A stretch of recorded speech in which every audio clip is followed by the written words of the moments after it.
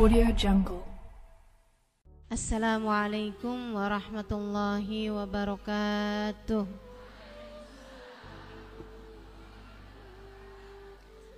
Alhamdulillah, wassalatu wassalamu ala rasulillah Muhammad ibn Abdillah wa ala alihi wa sahbihi wa man walah. Subhanaka la ilma lana illa ma 'allamtana innaka antal alimul hakim.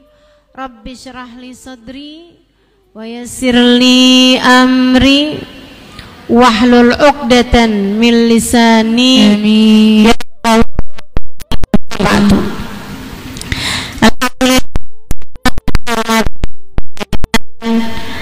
Al-Mukarramah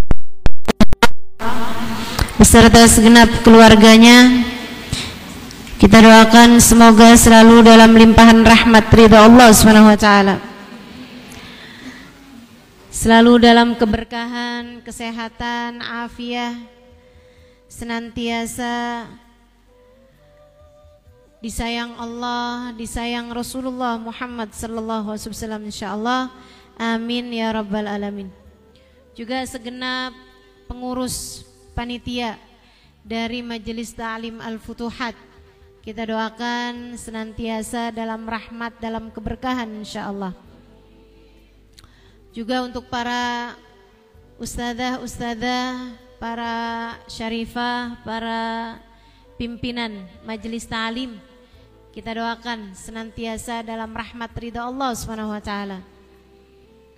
Juga semua yang hadir di majelis ini, baik ibu-ibu, kakak-kakak, adik-adik, anak-anak, yang semoga semuanya dirahmati dan dicintai Allah, disayangi dan disyafaati baginda Nabi besar Muhammad sallallahu alaihi wasallam insyaallah. Amin ya rabbal alamin. Alhamdulillah Bu, beberapa hari lagi kita sudah akan memasuki nisfu Sya'ban. Kemudian sesudahnya tinggal tunggu hari kita memasuki bulan paling mulia, yaitu bulan suci. Tak ada arti dari kesucian bulan suci Ramadan kecuali jika bulan tersebut dapat mensucikanmu dari dosa-dosa.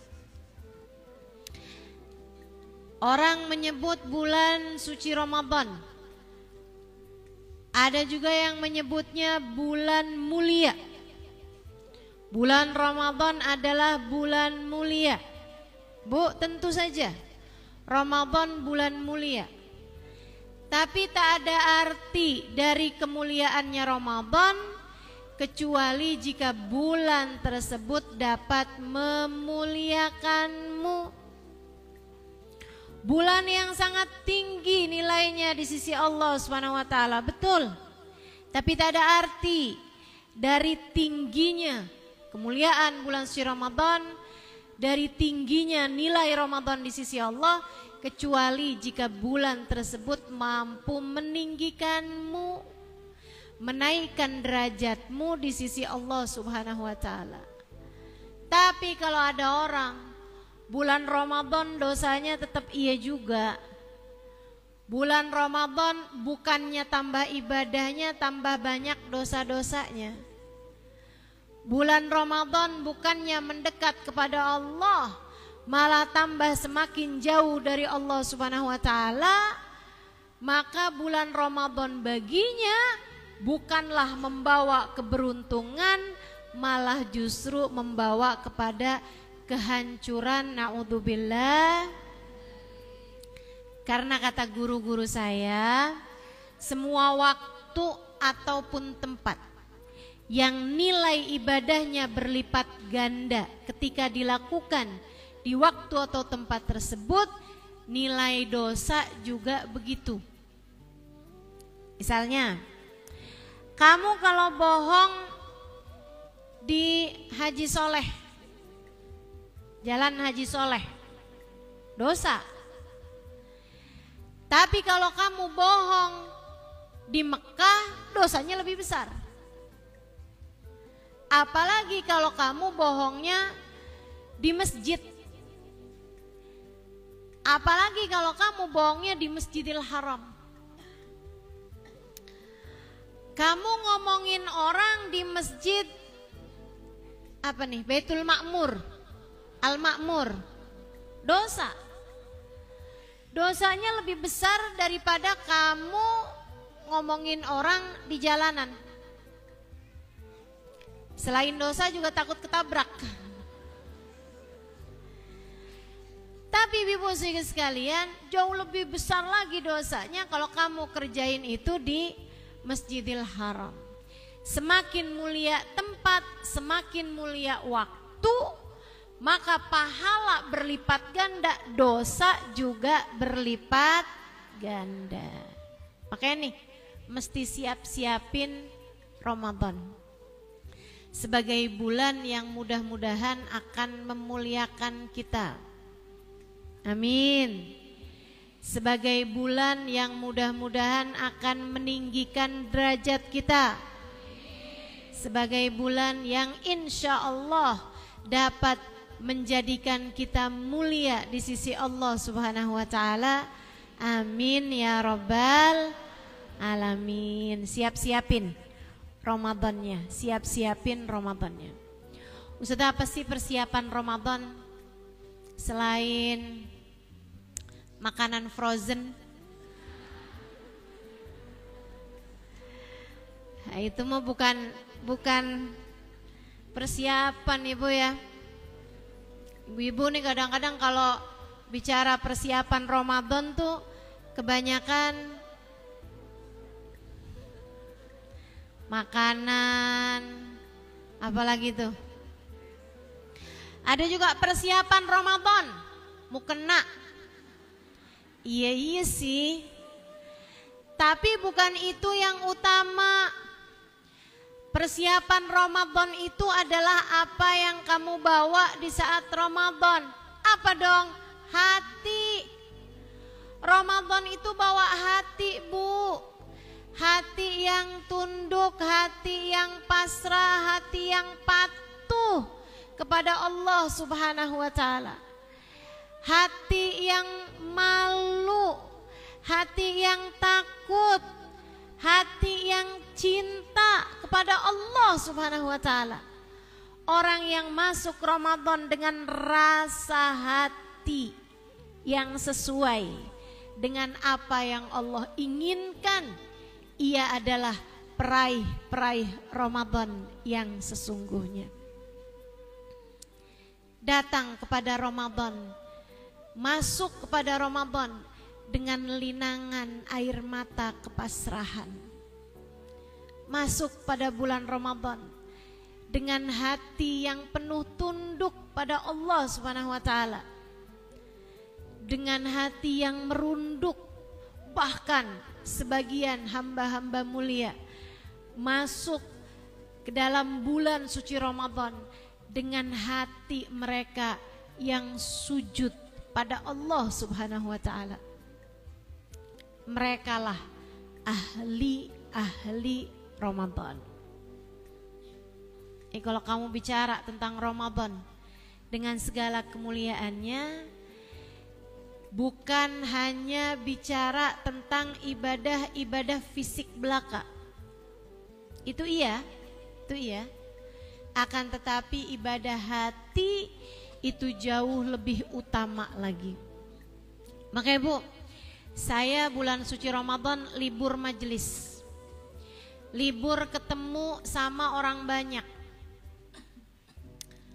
Kenapa gitu Ustazah? Karena kadang-kadang kita tuh kalau ketemu orang banyak, pikirannya juga jadi banyak. Betul?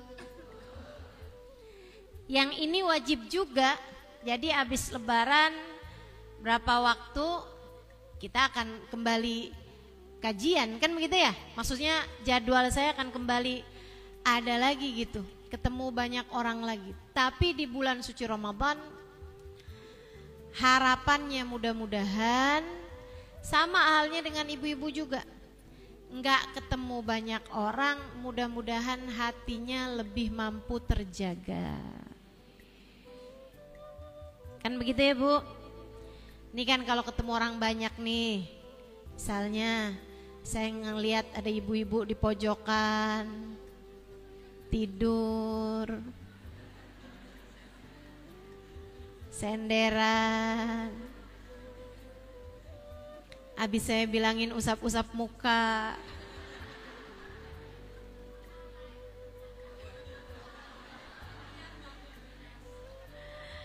Masya Allah. Kadang-kadang ada yang lihat ibu-ibu gitu kan, sambilan dengerin saya, tapi matanya nanar kemana-mana. Saya kan jadi mikir lagi ngelamunin apa nih. Ada lagi yang matanya ngelihat saya tapi mulutnya kebuka lebar bener. Masukin roti.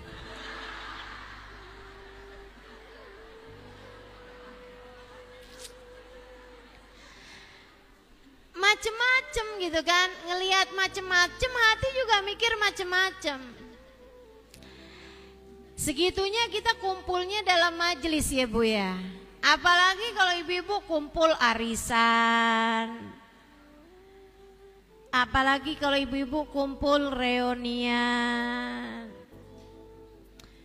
Menurut saya sih tambah susah Bu jagain hatinya. Saya nggak tahu sih kalau ibu-ibu emang sepandai itu jaga hati. Jangan sampai jadi orang yang nggak peduli sama urusan rasa hati. Karena bekal kita menuju Allah ya hati Bu. Yauma la yanfa' mal wala banun illa man atallaha biqalbin salim. Gak ada yang selamat di akhirat. Gak orang bawa harta, gak orang bawa anak. Yang selamat adalah orang yang datang pada Allah dengan bawa hati yang selamat. Nah ini kita mau selamatin hati nih. Karena Ramadan tuh kalau dosa, dosanya lipat-lipat Bu. Sebagaimana pahala juga berlipat-lipat ganda. Kata Nabi Muhammad, yang ngerjain ibadah sunnah man adda sunnatan faka'annahu adda faridatan.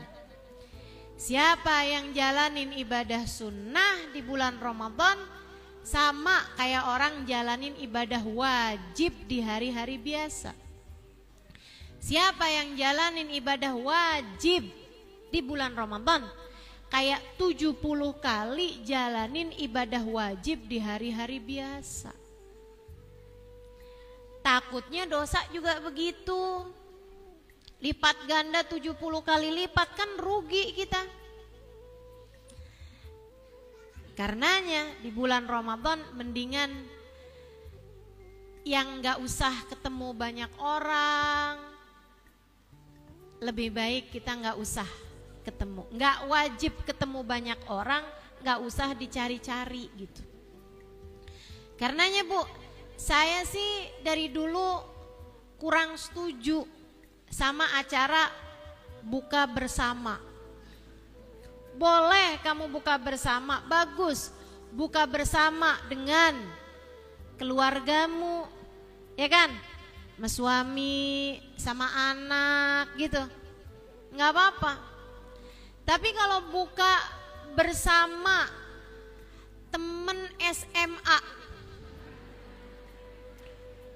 buka bersama temen kuliah,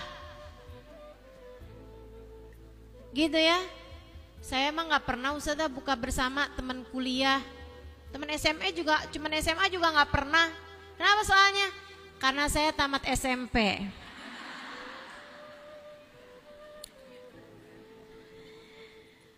Bukan begitu maksud saya, tapi Bu, kita sendiri tahulah mana hal-hal yang kurang pandai bagi kita buat jagain hati. Yang saya tahu tuh kalau acara begituan diadain kayak pamer prestasi. pamer pencapaian atau pamer kekayaan, atau gibahin yang gak dateng? Betul gak? Coba diinget-inget. Jangankan begitu Bu, kadang buka bersama di antara orang sekomplek gitu aja udah rawan gosip, rawan ghibah. Udah deh, mendingan kalau bulan puasa tuh mending dijagain aja puasanya. Karena katanya Nabi besar Muhammad, khamsun yuftirna shaim, 5 perkara bikin batal habis pahala puasamu. Nih Bu, kalau saya liatin pahala puasa nih kayak orang niup balon. Biar gampang Ibu bayanginnya. Kayak orang niup balon. Dari pagi tuh Bu sampai ke maghrib, kamu tuh kayak lagi niup balon pahala puasa. Tambah gede, tambah gede, tambah gede, tambah gede. Sampai datang maghrib, tuh udah jadi gede. Tinggal ikat, alhamdulillah. Kan begitu? Tapi hati-hati, begitu kena jarum, apa yang terjadi? Pecah, meletus, balon hijau.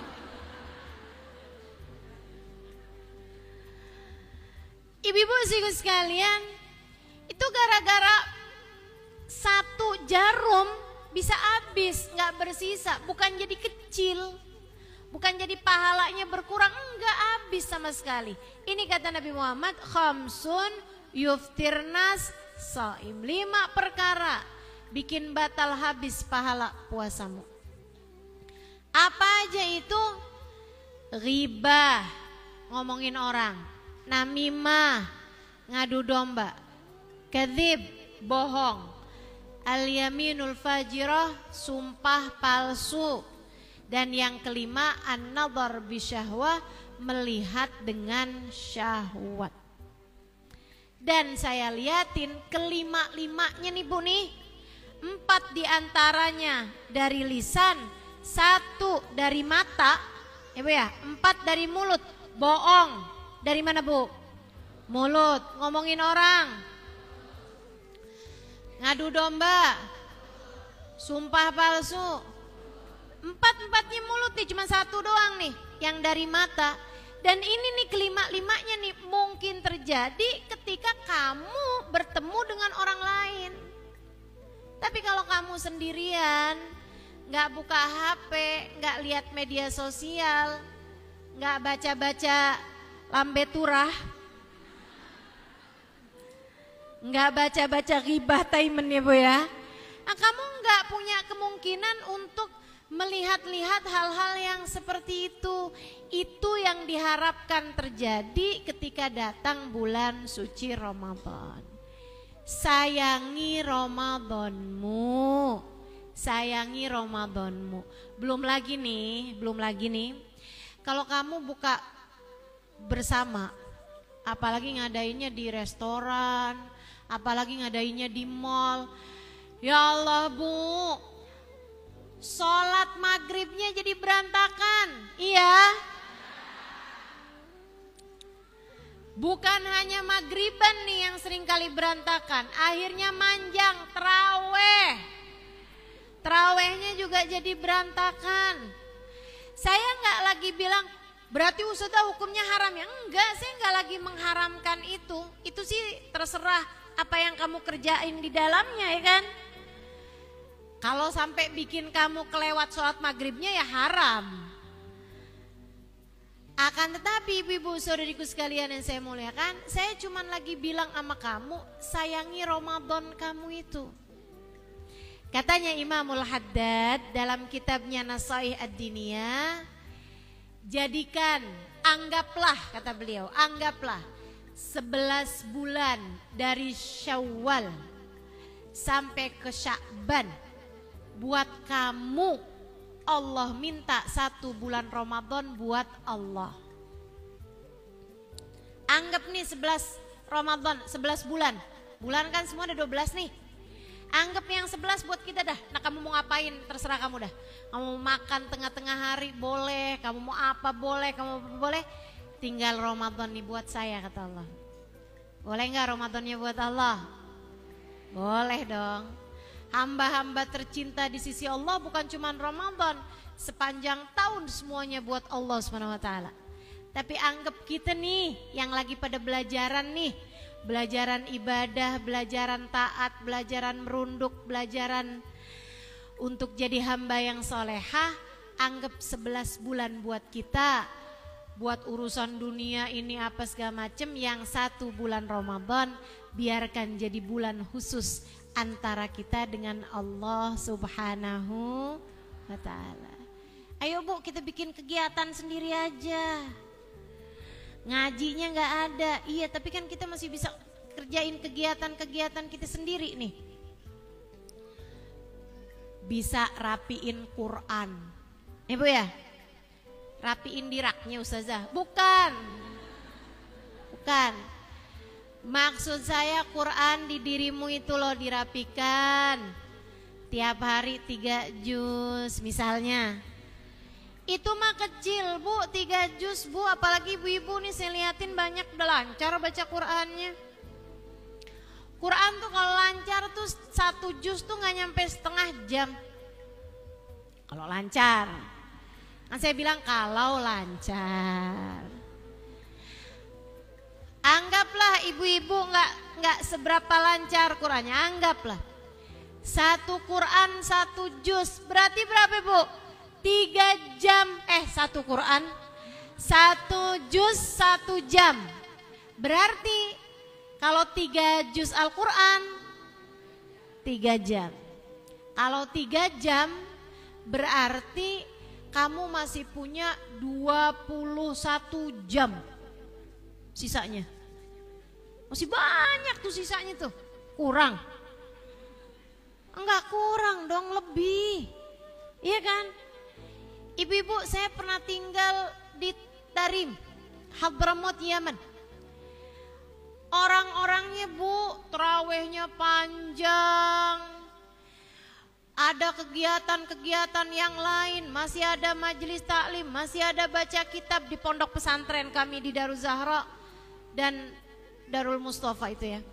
Segitunya saya masih ketemu teman-teman yang kalau datang bulan suci Ramadan tiap 3 hari hatam Quran. Ada yang tiap 2 hari hatam Quran. Masya Allah, Masya Allah. Tuh gimana tuh bisa kayak begitu? Mereka tidak menyisakan waktu luang selain dipakai buat baca Quran. Jadi itu baca Quran di mana-mana aja, di tangga baca Quran, di kamar baca Quran, di musola baca Quran, gitu ya. Yang nggak ada kalau bulan suci Ramadan orang ngobrol, nggak ada tuh, nggak ketemu saya. Teman-teman pada ngobrol ina itu segala macem, tukeran resep.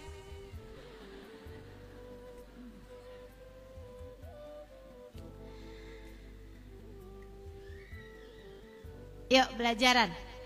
Insya tuh tiap hari sehari mau berapa juz Al-Quran. Ustazah saya kalau bulan Ramadan ya Ustazah ya, tiap hari saya 3 juz. Juz apa? Apokat, mangga, menjambu. Ya Allah. Ayo Bu, jangan sampai ketinggalan.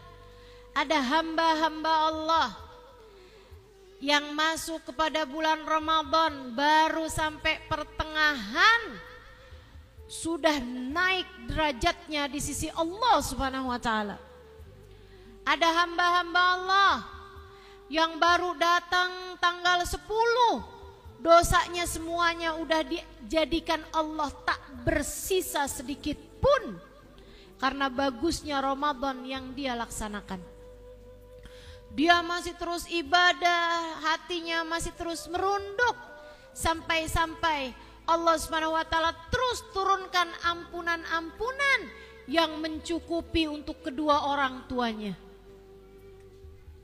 Ada hamba-hamba tercinta Allah gak keluar dari bulan suci Ramadan kecuali setelah nama mereka naik terus dari yang asalnya namanya ada di dalam neraka, naik hingga mencapai surga Allah Subhanahu wa taala. Bahkan terus naik sampai namanya ada dalam deretan orang-orang yang berada di barisan terdepan, yang akan ada di belakang Nabi besar Muhammad sallallahu alaihi wasallam. Nih waktunya nih Bu, nih Ramadan, waktunya buat kita. Ya Ustazah, saya mah sederhana aja dah ibadahnya. Kayaknya kalau mau soleha amat gimana gitu Ustazah. Kayak rada aneh, kayak gak kenal saya sama diri saya sendiri. Kalau terlalu soleha. Bu, Ibu jangan salah. Ibu jangan mikir Ramadan mah buat wali-wali tuh Ustazah. Ramadan mah buat ulama-ulama tuh. Yang ibadahnya hebat-hebat tuh para ulama-ulama. Bu, kalau buat para ulama, kalau buat hamba-hamba Allah yang tercinta, para wali-walinya Allah nggak pakai nunggu Ramadan. Tiap hari mereka juga udah kayak bulan Ramadan. Ibu-ibu sekalian sekalian, tiap hari-hari mereka juga udah kayak bulan Ramadan, Bu. Saya banyak bertemu dengan orang-orang yang nggak bulan Ramadan aja penuh waktunya dengan zikir, penuh waktunya dengan ibadah. Saya ketemu Hubabah kita, Hubabah Nur, mungkin ibu-ibu juga banyak pernah jumpa sama beliau. Yang alhamdulillah kita doakan mudah-mudahan tiap tahun bisa datang ke negeri kita tercinta ini. Ibu-ibu sekalian sekalian yang saya muliakan, tuh waktunya Bu mubarmaj. Waktunya itu semuanya tertata dengan ibadah kepada Allah Subhanahu wa taala. Di mobil enggak berhenti la ilaha illallah la ilaha illallah la ilaha illallah la ilaha illallah. Yuk baca ratib. Udah baca ratib tuh Bu, la ilaha illallahnya yang biasanya 40 kali. Dulu tuh masih 40 kali saya liatin, lama-lama naik jadi 100. Lama-lama naik jadi 1000. Sekarang tuh Bapak kalau baca ratib la ilaha illallahnya 1000. Ya ampun, luar biasa bener hamba-hamba tercinta di sisi Allah ini. Waktunya penuh dengan ibadah kepada Allah Subhanahu wa taala, tidak menyisakan semenit, 2 menit, 3 menit buat urusan-urusan yang gak ada gunanya. Buat kita-kita nih Bu nih, pemalas-pemalas kayak kita nih, betul gak? Kalau ibu-ibu gak ngerasa gitu ya udah buat saya dah. Buat pemalas-pemalas kayak saya, ini Ramadan adalah waktunya. Ramadan adalah waktunya. Yuk, mumpung pintu rahmat Allah lagi dibuka. Yuk, mumpung Allah tuh banyak banget ngasih kelipatan pahala. Mumpung Ramadan itu Bu kayak bulan, turun hujan rahmatnya Allah nggak berhenti sepanjang bulan. Kalau nggak gerimis, kalau nggak deres. Kalau anggap bulan-bulan yang lain nih kemarau, bulan Ramadan tuh bulan turun hujan rahmat Allah, ampunan Allah sebulan penuh full. Sayang waktumu selama bulan Ramadan.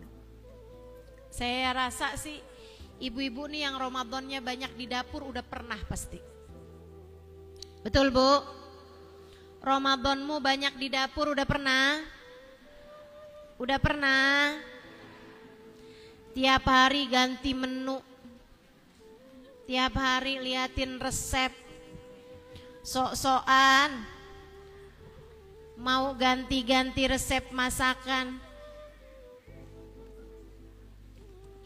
Ternyata rasanya nggak jelas. Kebawaan nafsu sih. Masya Allah, Masya Allah. Ramadan yang isinya banyak keleleran di pasar, nyari baju buat lebaran. Hari ini nyari baju buat diri sendiri, besoknya buat suami, besoknya buat anak nomor 1, besoknya buat anak nomor 2. Nah anaknya 12. Apa enggak habis Ramadannya atu-atu. Udah kebeli semuanya baru inget belum jilbab. Tiap hari ngiter-ngiter pasar Tanah Abang. Ada tuh yang begitu. Ada. Sampai awal-awal saya di Tarim tuh, awal-awal pulang dari Tarim, pertama-tama saya ngajar di Jakarta, lagi masih musim telepon rumah Bu. Ada orang nanya sama saya malam-malam Ramadan, Ustazah, besok kan saya nggak mau puasa nih, itu nanti kodoknya langsung nggak Ustazah habis Lebaran? Saya bilang tunggu dulu. Besok kamu gak mau puasa? Iya Ustazah, saya besok gak puasa. Kenapa? Karena saya mau ke Tanah Abang.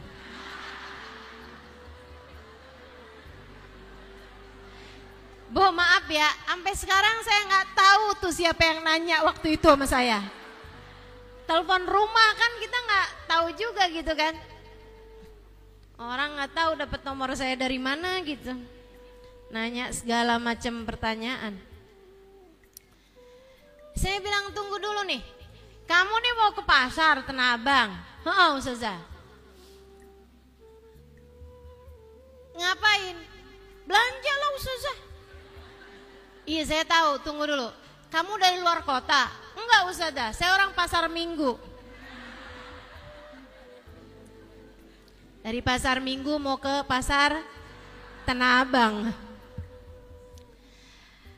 Saya bilang baik. Kamu kenapa nggak pakai puasa besok? Dia bilang, ya kan capek Ustazah. Oh belanja. Belanjanya itu buat kamu punya toko. Masih bisa saya pikirin. Saya masih husnudon nih, masih husnudon. Dia bilang enggak Ustazah, buat beli baju lebaran. Pakai baju lebaran tuh hukumnya sunnah. Puasa Ramadan hukumnya, bagaimana mungkin kamu meninggalkan yang wajib untuk sesuatu yang sunnah? Itu sama aja kayak orang pakai cadar tapi kagak pakai kerudung. Gimana nih coba nih? Lucu nggak tuh? Orang pakai cadar ya tapi kerudungnya kagak.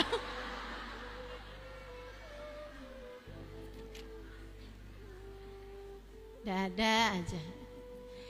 Jadi ibu-ibu sekalian, Ramadanmu tuh sayangin, jagain.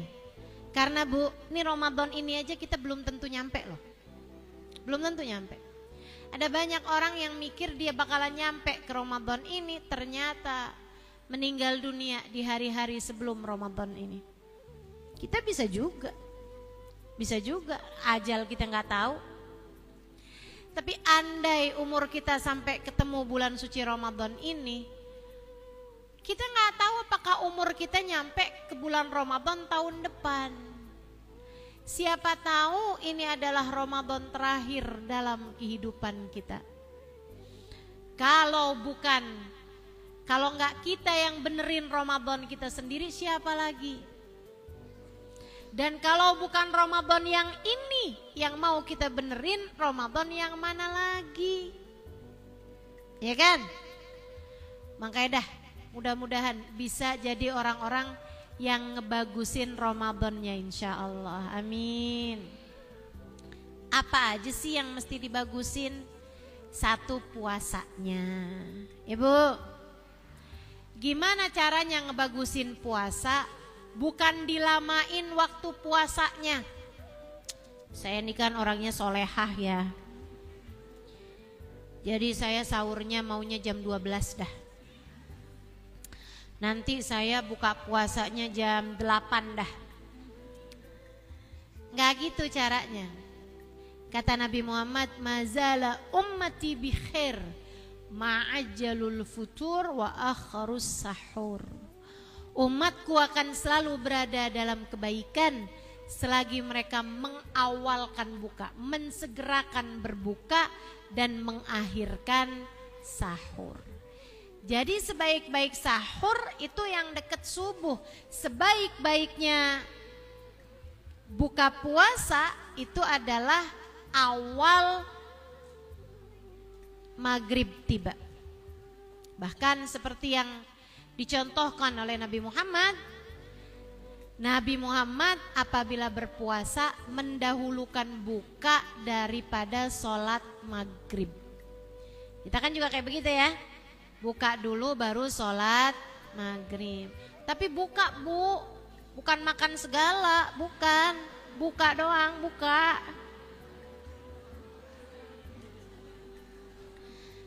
Kan disuruhnya buka puasa, ya udah buka puasa gitu. Orang kayak disuruh tolong dong bukain pintu, ya udah ngebuka aja gitu bu.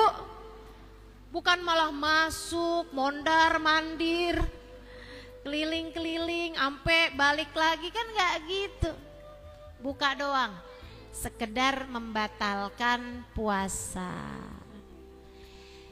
Ibu-ibu saudaraku sekalian, jadi nih ya bu ya, kita bagusin puasanya, bukan dengan cara mengakhirkan buka ataupun mengawalkan sahur, melainkan dengan membagusi puasanya bukan hanya berpuasa dari makan, minum, dan hubungan intim, melainkan memuasakan seluruh anggota tubuh dari segala perbuatan dosa. Itu puasanya baru bagus. Jadi nih mata dipuasain dari ngeliat macem-macem yang bikin hati nanti jadi nggak terjaga.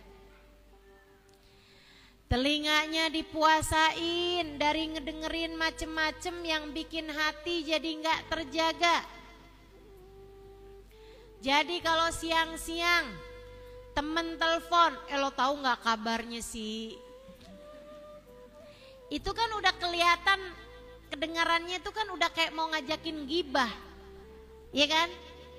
Kalau udah kayak gitu bilang, duh maaf deh kita kan lagi puasa ya, saya tutup dulu ya, saya mau ini nih, mau nyiapin inian nih, makanan misal gitu. Atau apalah alasanmu, saya lagi beres-beres nih, saya lagi nyapu-nyapu, udah segala macem bu. Ya gak pakai bohong tentu saja. Ya bu ya, saya lagi sibuk nih, sibuk apaan? Bernafas. Bisa aja. Ibu-ibu sekalian saya muliakan, yang pasti dihindari tuh semua hal-hal yang bikin kita jadi nggak terjaga mata, nggak terjaga telinga, ataupun nggak terjaga lisan kita. Jangan gini, kamu ngajakin saya ngomongin orang ya, ntar ya pulang terawih. Kan puasanya udah selesai, nggak gitu ya. Hindarin. Terutamanya lisan-lisan kita ini, jagain. Dijaga juga bu dari marah-marah. Ayo, puasa yang bagus adalah puasa yang ramah, bukan puasa yang marah-marah. Ketemu sama suami marah, sama anak marah, bangunin sahur anak-anak gak bangun-bangun, marah-marah. Suami belum juga keluar THR-nya, marah-marah.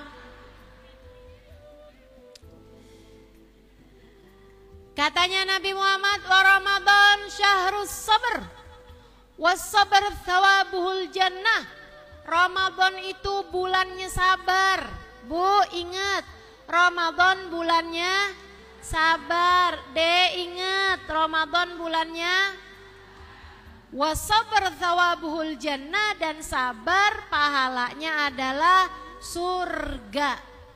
Jadi gitu, ingat aja pesan Nabi. Kalau udah datang hal-hal yang bikin hati gak sabar, ingetin pesan Nabi, Ramadan bulan sabar, Ramadan bulan sabar.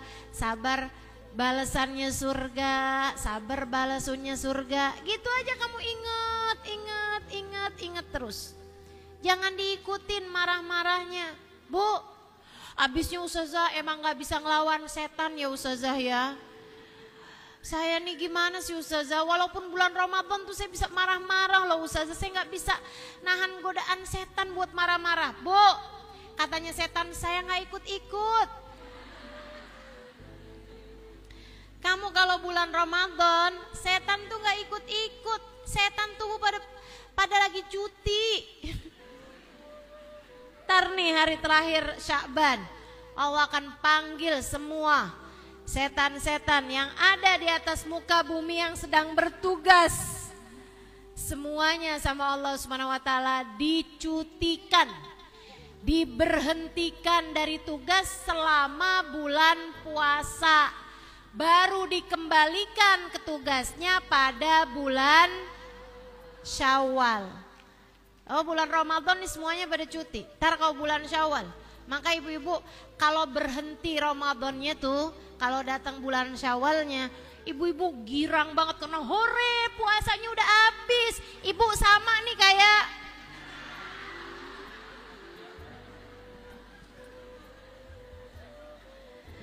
kalau orang-orang tercinta di sisi Allah itu, Bu, mereka itu kalau habis bulan Ramadannya pada nangis, sedih. Ya ampun, Ramadannya udah habis nih, bisa gak ya ketemu tahun depan? Ya ampun, kayak belum sempurna deh puasanya kemarin. Sedih hati mereka, Bu. Kalau bulan Ramadan, kalau habis Ramadannya, itu kalau ditarim tuh kalau udah hari-hari terakhir, 10 hari terakhir bulan Ramadan, wah mereka tambah habis-habisan ibadahnya. Terus tuh kalau udah mulain hari-hari mau beneran habis tuh kayak kurang 3 hari 5 hari sebelum habis Ramadannya, mereka udah mulai tuh muwadda ya Ramadan, muwadda alaina bil ghufran. Muwadda itu, Bu, banjir air mata mereka karena tak rela puasa akan segera meninggalkan mereka. Udah nangis, kita mah kagak. Hore 5 hari lagi lebaran, hore 3 hari lagi lebaran. Seneng bener setan balik. Gitu ya. Nah, ini dia nih orang-orang yang setannya juga pas balik demen banget. Alhamdulillah, dia masih tetap juga jadi pengikut setia saya, kata setannya gitu. Jadi kalau bulan Ramadan itu setan gak ada. Kamu hanya perlu menguasai hawa nafsu kamu sendiri untuk gak gampang emosi. Tahanin. Jangan marah. Ingat, Ramadan. Sama Nabi juga digituin. Kata Nabi Muhammad sallallahu alaihi wasallam, innamas shaum junnah, sesungguhnya puasa itu adalah benteng. Fa idza kana yauma shaumi ahadikum fala yarfuth wala yafsuk wala yajhal. Kalau kamu lagi puasa artinya kamu lagi masuk benteng.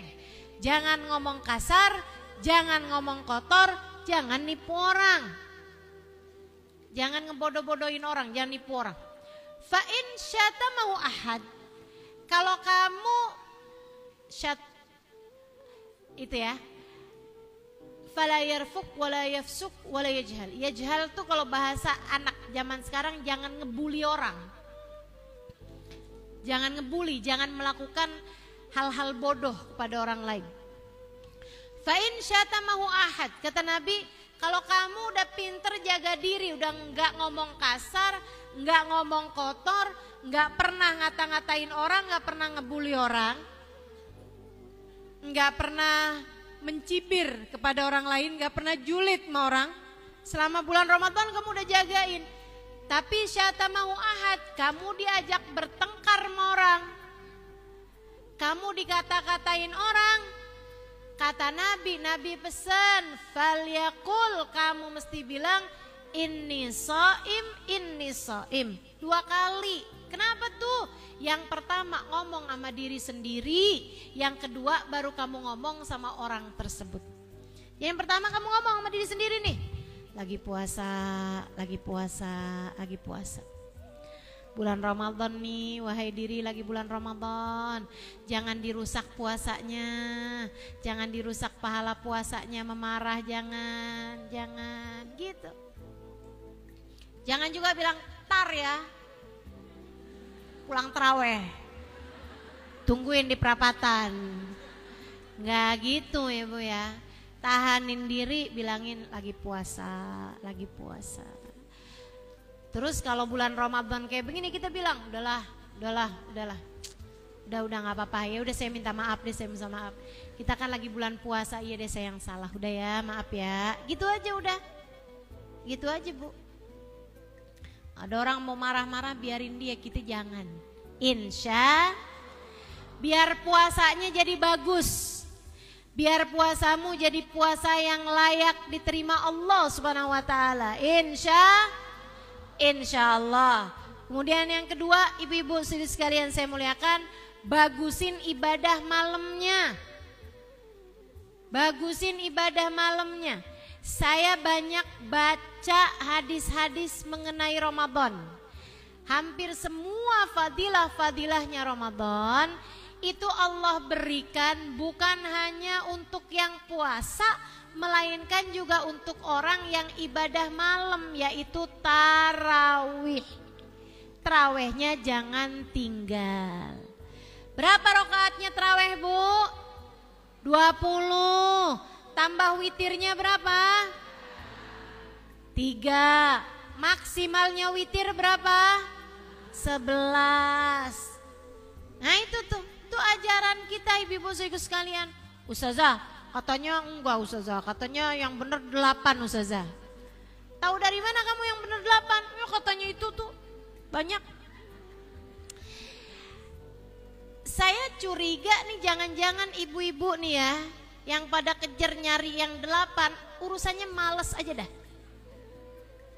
Males nyari, males, kemudian kepengen malesannya itu mendapatkan pembenaran dengan kayak, oh ada dalilnya nih, gitu. Jadi kamu dapat dalil untuk kemalasanmu itu. Jangan begitu. Dalilnya terawih jelas kok Bu. Ibu ya, dalilnya terawih Nabi Muhammad keluar di salah satu malam Ramadan, salah satu Ramadan terakhir dalam kehidupan beliau. Ramadan terakhir dalam hidup beliau, beliau keluar ke masjid untuk sholat isya. Habis selesai sholat isya, Nabi sholat lagi. 2 rakaat salam, 2 rakaat salam, 2 rakaat salam, sampai 10 kali sholat. Berarti berapa? 20. Baca ayat yang sangat panjang, sehingga Nabi salam dari setiap 2 rakaat. Makanya sholatnya disebut tarawih, likatrat rawahi, karena banyak istirahatnya. Karena Nabi setiap 2 rakaat salam, istirahat dulu, sholat lagi, istirahat dulu, sholat lagi, gitu Bu. Makanya nama sholatnya tarawih. Ibu-ibu sekalian, besok malamnya Nabi Muhammad sholat gitu lagi. Oh sahabat pada seneng Bu, walaupun sholatnya panjang tapi seneng banget. Dengerin bacaan Al-Quran Nabi, bacanya dari ayat-ayat yang panjang-panjang, dari Al-Baqarah gitu ya Bu ya. Panjang tuh, sahabat dengerin enak, seneng gitu. Ibu-ibu sekalian, sampai malam ketiga Nabi sholat kayak gitu lagi. Sahabat para girang seneng. Malam keempat, habis selesai sholat tarawih, sholat isya, Nabi Muhammad masuk dalam rumah. Sahabat pada nungguin. Nih dalilnya tarawih nih Bu banyak. Kok saya nggak dapet ya Ustaz? Ibu nyarinya di mana? Ada di kitab Ibanatul Ahkam, ada di kitab I'anatul Talibin, ada di kitab Baijuri, ada di kitab Bujairomi, ada di kitab Bushrol Karim, ada di kitab, banyak banget kitab-kitab. asalkan kitab fikih kamu nyari dalilnya tarawih, dapat dalilnya tarawih. Di malam keempat para sahabat nungguin nih Nabi, mana dia nih gak datang-datang. Sampai jam 9, sampai jam 10 akhirnya sahabat pada bubar. Satu. Sampai ada yang pulangnya tuh baru jam 12, takut khawatir Nabi Muhammad keluar ntar gak ada teman-temannya nih nemenin sholat. Yaudah deh saya tungguin aja sampai jam 12, sampai mau deket-deket sahur. Baru tuh pada bubar. Waktunya sholat subuh Nabi Muhammad baru keluar. Habisnya sahur mau sholat subuh Nabi Muhammad baru masuk kan ke masjid. Di saat Nabi Muhammad masuk masjid tuh mukanya para sahabat yang emang udah datang lagi Bu ya buat sholat subuh, semuanya kayak penuh dengan pertanyaan gitu. Nabi Muhammad lihat muka mereka, kemudian Nabi Muhammad bilang, Inni araftu madza fa'altumul barihah. Saya tahu apa yang kalian lakukan tadi malam. Maksudnya menunggu Nabi Muhammad keluar sholat tarawih.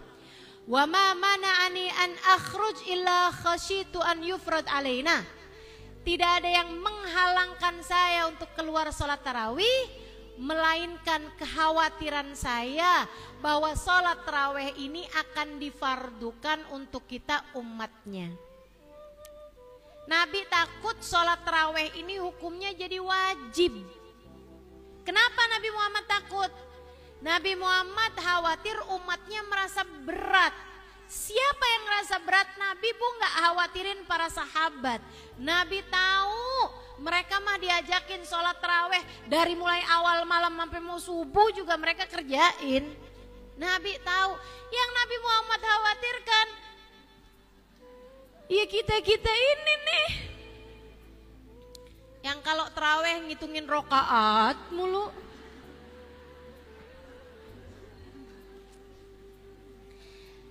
Nabi maunya kepengennya tarawih hukumnya biar sunnah aja.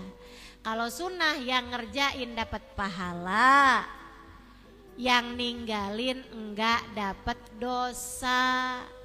Karena kan Nabi ngerti nih umatnya ada yang jadi sopir bis malam, ya kan?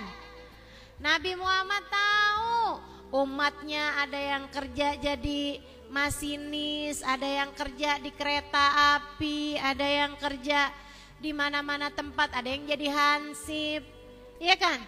Karenanya Nabi Muhammad tuh khawatir kalau sholatnya hukumnya jadi wajib, ntar umat saya kalau ninggalin dosa. Mendingan biarin sunnah aja dah. Jadi yang ngerjain dapat pahalanya, kalau ninggal nggak dosa. Gitu. Itu dalilnya sholat tarawih. Makanya Bu di sisa tarawihnya Nabi Muhammad kerjainnya di rumah. Demikian pula dengan tahun berikutnya. Sampai ketika wafatnya Nabi Muhammad, di masanya Sayyidina Abu Bakar orang juga tetap ngerjain sholat tarawih di rumah mereka masing-masing. Baru di masa Khalifah Umar bin Khattab alaihi ridwanallah, Sayyidina Umar ngumpulin para sahabat-sahabat Nabi. Kata Sayyidina Umar gini nih, ingat gak dulu kita sholat tarawih barengan sama Nabi Muhammad di masjid? Iya, enak banget tuh ya rasanya. Dulu kan Nabi Muhammad ninggalin sholat tarawih gak di masjid karena khawatir sholatnya difardukan. Sekarang kan Nabi Muhammad udah gak ada, gak mungkin sholatnya difardukan. Wahyunya turun sama siapa? Gimana kalau kita kerjain sholat tarawih di masjid-masjid kita kembali? Setuju Bu para sahabat. Maka mulailah Sayyidina Umar bin Khattab mengimami jamaah sholat tarawih 20 rakaat. Makmumnya ada Sayyidina Ibnu Abbas, ada yang disebut Nabi Ibrul Ummah, ada Sayyidina Ali bin Abi Thalib yang disebut sama Nabi Muhammad, jika saya adalah kota ilmu maka Ali adalah pintunya. Di antara makmumnya ada Sayyidina Utsman bin Affan yang ngumpulin Al-Quran, yang hatam 10 juz Al-Quran, baca 10 juz Al-Quran tiap sholat malamnya. Itu jadi makmumnya Sayyidina Umar semua. Bu, kalau saja sholat tarawih 20 rakaat itu bid'ah, tidak pernah dikerjakan dikerjakan sama Nabi Muhammad, tuh makmumnya bakalan protes semua, Bu. Makmumnya orang pinter-pinter. Paham maksud saya? Ibu, saya ceritakan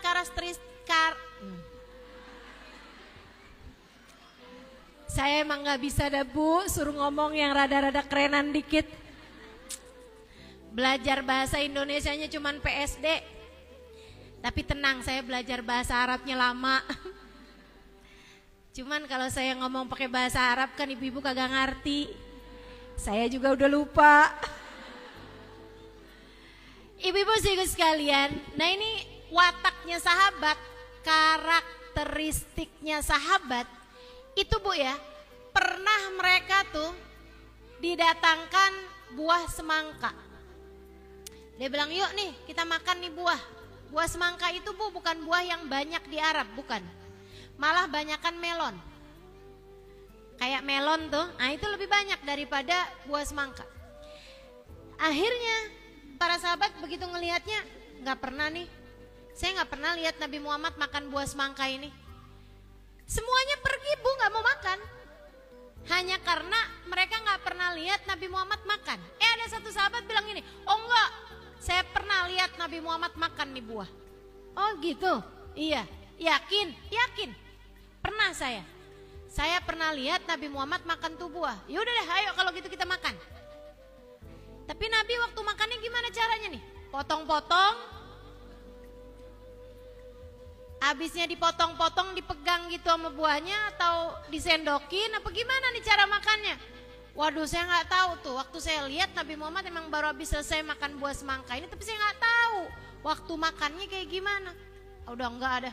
Saya nggak mau dah, takut caranya nggak sama Nabi Muhammad. Makan semangka yang jelas-jelasan mubah, bukan ibadah mahdoh, bukan ibadah yang secara langsung kayak sholat ya Bu ya. Segitunya aja mereka nggak mau kalau caranya nggak sama Nabi Muhammad. Apalagi sholat tarawih. Jadi kalau kita dengar riwayat Sayyidina Umar mengerjakan sholat tarawih, dan ini sahih riwayatnya ibu, mengerjakan sholat tarawih berjamaah di masjid 20 rakaat, itu artinya adalah sholat tersebut dilakukan oleh baginda kita Nabi besar Muhammad. Nggak usah khawatir. Mudah-mudahan ibu nih tahun ini biar lengkap tarawihnya, jangan ditinggal. Jangan sampai jadi kayak sebagian orang tuh tarawihnya kayak kendang, depan sama belakang doang. Ya, jangan kayak katanya orang 10 malam pertama kebanyakan orang-orang di masjid, 10 malam yang berikutnya kebanyakan di pasar, 10 malam yang berikutnya kebanyakan di stasiun, di terminal, pada mau pulang kampung. 10 malam, 10 hari yang berikutnya habis lebaran kebanyakan di Pegadaian. Duitnya habis. Ada gadai. Nah ini puasanya dibagusin, tarawihnya juga dibenerin. Jangan tinggal, karena semua yang dijanjikan selama bulan Ramadan itu Allah SWT ngegabungin antara puasanya sama tarawihnya. Nabi Muhammad selalu mengatakan, man shoma Ramadan wa qamahu imanan wa ihtisaban ghufira lahu ma taqaddam min dzambi wa ma ta'akhkhar. Siapa yang puasa Ramadannya bagus ditambah dengan tarawihnya bagus, maka dia akan diampuni dosa-dosanya. Jadi pahala yang dijanjikan selalu ngegabungin antara puasa sama tarawih.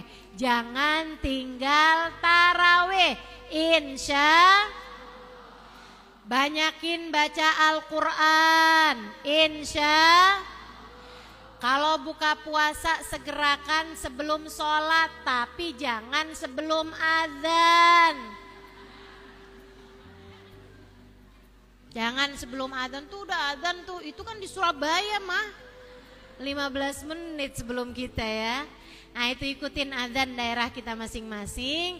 Kalau buka puasa Bu, jangan minum dulu, makan kurma dulu. Ustazah kagak punya kurma, ya beli. Buat barang sunnah Bu. Ibu kalau punya rezeki tuh pakai buat nyari barang-barang sunnah. Ibu ya, beli kurma. Ibu-ibu sekalian makan kurma. Buka puasa tuh bagus makan kurma. Itu emang udah yang paling bagus Bu. Nih ya, kenapa kurma? Saya kasih tahu. Ibu kalau makan kurma tuh, emang Bu kalau kita buka puasa tuh hausnya lebih gede daripada laparnya. Iya kan? Kepengennya tuh apalagi sekarang nih lagi musim panas kan. Kepengennya tuh yang golok. Wah, udah gitu. Pengennya kan kayak gitu. Akan tetapi ibu ingat katanya Nabi Muhammad alaihissalam, berbukalah dengan kurma, berbukalah dengan kurma. Jadi begitu kedengaran adzan, Allahu Akbar, bismillahirrahmanirrahim, makan tuh kurma. Orang makan kurma kan meski dikunyah. Ibu, nggak ada kan di sini makan kurma glek. Kayak orang makan obat kan nggak ada ceritanya. Mesti dikunyah, ibu-ibu sekalian. Itu Bu, itu ibu-ibu sekalian. Ibu namanya sayang sama badan. Kalau ibu buka puasa pakai kurma tuh, ibu ngerti caranya nyayangin badan. Ini anggota tubuhmu nih ya, terutamanya bagian pencernaan, dari mulai mulut, tenggorokan, sampai ke bawah, sampai ke usus sampai ke lambung dan seterusnya. Ini di sini nih ada usus 12 jari ya Bu ya, ada usus besar, ada usus kecil, ada lambung, segala macamnya nih Bu, ada ginjal, ada jantung, ada semuanya ini. Ibu-ibu sekalian, waktu ibu-ibu puasa bagian pencernaan ini kan berhenti. Ibarat pabrik nih Bu, dia nih lagi berhenti, lagi istirahat. Kalau buka kembali Bu, mesin aja pakai dipanasin. Kalau ibu-ibu langsung ngegas, itu kan cepet rusak Bu mesinnya. Jadi itu kan mesti ada pemanasan. Caranya dengan kurma kamu kunyah. Itu kayak lagi ngebangunin pelan-pelan gitu. Air liur lagi dibangunin, pencernaan lagi dibangunin, tenggorokan lagi dibangunin. Siap-siap. Ayo siap-siap gitu. Gigi bangun Gi bangun Gi. Gitu ya, air ludah, ayo sekarang waktunya mengalir kembali gitu. Ayo nih, mau kemudian kamu telan. Dia kayak lagi ngasih tahu gitu, usus siap-siap, usus ayo bangun, lambung bangun. Kayak gitu ceritanya. Ibu-ibu sekalian yang saya muliakan. Tapi begitu ibu, Allahu Akbar.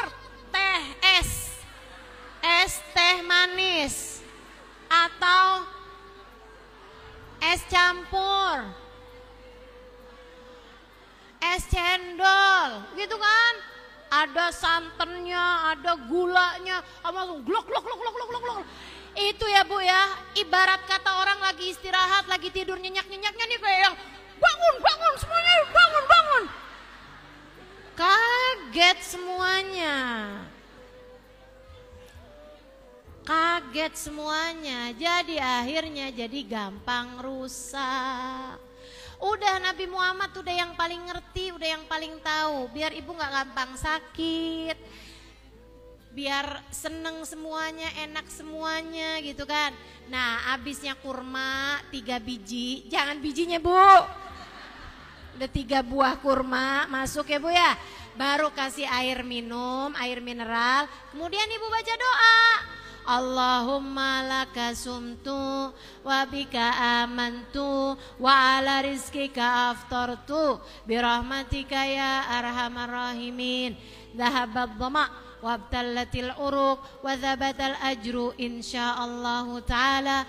Allahumma ya azim ya azim ya azim اغفر الذنب العظيم فإنه لا يغفر الذنوب لا يغفر الذنب العظيم إلا العظيم. Itu doa-doanya tuh panjang bener Ustazah. Yang apa kamu baca sambil lirik-lirik. Apa nih yang mau dimakan? Ibu-ibu sekalian, karena doa waktu itu tuh mustajab. Bahkan kami di sana di Yata Tarim, habis selesai baca doa yang itu, kami pun angkat tangan berdoa. Hajat-hajat, itu liatin deh. Nih adik-adik nih yang waktunya umur udah datang tapi belum datang jodohnya. Ini kenapa emak-emak yang pada senyum? Janda apa gimana nih? Itu ya, cobain. Waktunya buka puasa, abisnya kamu makan kurma, abisnya minum air, abis itu kamu doa yang tadi, abis itu kamu angkat tangan doa hajat kamu. Ya Allah, tahun depan kepengen dong selain berbuka dengan kurma, berdoa dengan yang manis di hadapan saya. Misalnya gitu, kamu doa minta jodoh saat itu, liatin. Asal kamu istiqomah selama bulan suci Ramadan. Apa aja deh yang jadi hajatmu, terutama kan hajat akhirat ya Bu ya. Tuh selain daripada itu juga hajat dunia, ya Allah biar saya tambah semakin sabar ya Allah, hati saya bersihin ya Allah, semua deh. Apa aja yang jadi hajatmu kamu minta saat itu. Buat ibu-ibu nih yang mungkin lagi ada utang, udah kesulitan bayarnya apa segala, cobain. Waktu itu tuh ibu doa bener-bener, Allah gampangin saya lunasin utang ya Allah gitu. Nah coba tuh selama bulan puasa, selama waktunya buka puasa, sesudah kamu baca doa. Itu ibu-ibu jangan salah nih ya, banyak banget yang pada salah nih. Begitu dengar Allahu Akbar, pegang kurma nih. Allahumma laka sumtu wa bika amantu wa ala rizkika aftartu bi rahmatika ya arhamar rahimin. Baru dimakan kurmanya. Itu salah Bu. Belum waktunya. Kenapa gitu Ustazah? Kan saya dari dulu taunya kayak gitu. Enggak, itu bertentangan sama artinya. Allahumma laka sumtu, ya Allah karenamu aku telah berpuasa. Nah ibu masih puasa, belum telah. Wa bika amantu, kepadamu aku beriman, wa ala rizkika aftartu, dengan rizkimu aku telah berbuka. Nah ibu baru dipegang. Ibu belum buka, baru dipegang.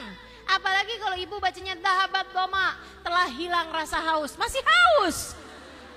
Wabtalatil uruk, telah basah kerongkongan, masih kering.